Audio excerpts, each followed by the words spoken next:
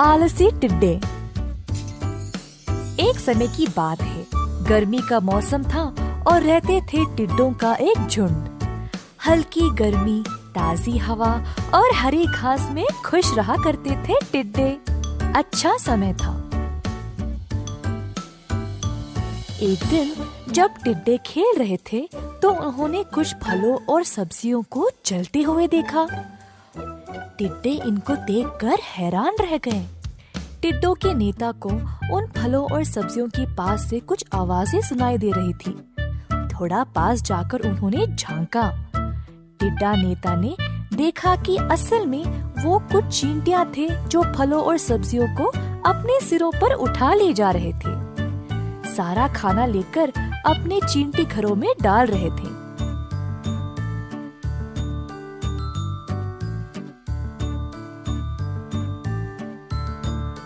तुम सब ये खाना लेकर अपने बिल में क्यों डाल रहे हो? पूछा टिड्डा नेता ने। सर्दी का मौसम आने वाला है तो उसी की तैयारी कर रहे हैं। जो गर्मी में मिलता है वो सर्दी में कहाँ होता। पत्ते, फले, डालियाँ ये सब नहीं मिलेंगे। बहुत ठंड होगी और बाहर निकलना भी मुश्किल। इसीलिए हम अभी थोड़ा मेहनत करके सब कुछ जमा रखते हैं।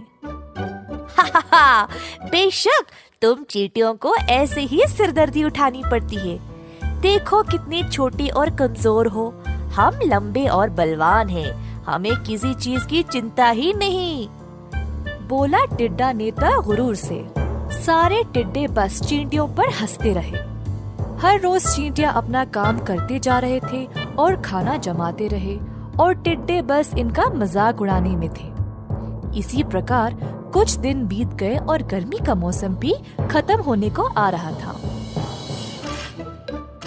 एक दिन कुछ टिड्डे रोज की तरह खाना खाते आराम कर रहे थे। गर्मी के मौसम में केवल खा खा के सब आलसी और मोटे बन गए।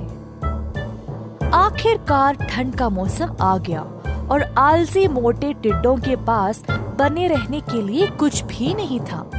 ना पत्ते, ना झाड़ी, ना खाना, ना कोई रहने की जगह। तुरंत सबको याद आया कि चींटियों ने घर बनाए थे और बहुत सारा खाना भी जमा करके रखा था। सारे टिड्डे उस बिल में घुसकर वहीं पे कब्जा करके बस गए। अब सारे चींटियां परेशान हो गए और अलग अलग बिखर गए। चींटियों ने समूह बनाए और ठंड से बचने के लिए अपने दोस्तों के घर चले गए। ठंड का मौसम समाप्त हो गया और फिर से गर्मी शुरू हो गई।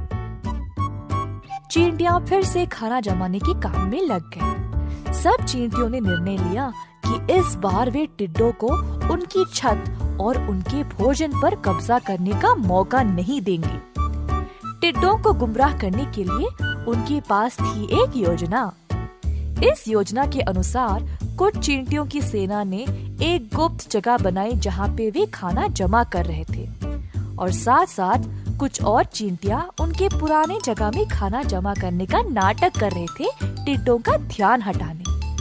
टिड्डे आराम से चींटियों को देखकर सोच रहे थे कि अब फिर से सर्दी में वे उनके खाने पर कब्जा कर लेंगे।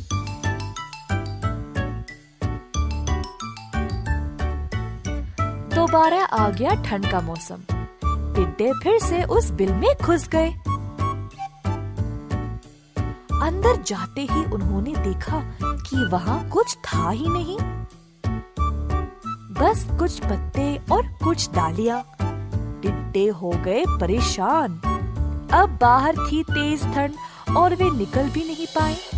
ठंड का मौसम अब उनको उसी बिल में बिताना पड़ा। बस उन चंद पत्तों को खाकर जीवित रहना पड़ा। टिड्डों को एहसास हुआ कि उनको उनकी आलस्य की सजा मिल रही थी। जब वे गर्मी में बाहर निकले तो दुबले पतले और कमजोर पड़ गए थे। कुछ फल और पत्तों को खाकर अपनी सेहत का ध्यान रखा। पूरी तरह स्वस्थ होने के बाद टिड्डों ने भी खाना जमाने का काम शुरू कर दिया। ठंड का मौसम बिताने के लिए सब ने पत्ते झाड़ियों का घर भी बनाया। आलसी टिड्डे जो एक समय पर लापरवाह थे, अब चींटियों की तरह मेहनती और बलवान बन गए। इस कहानी से हम ये सीखते हैं कि हर काम सच्चाई और ईमानदारी से करना चाहिए, क्योंकि आलस्य हमें बर्बाद कर देगा।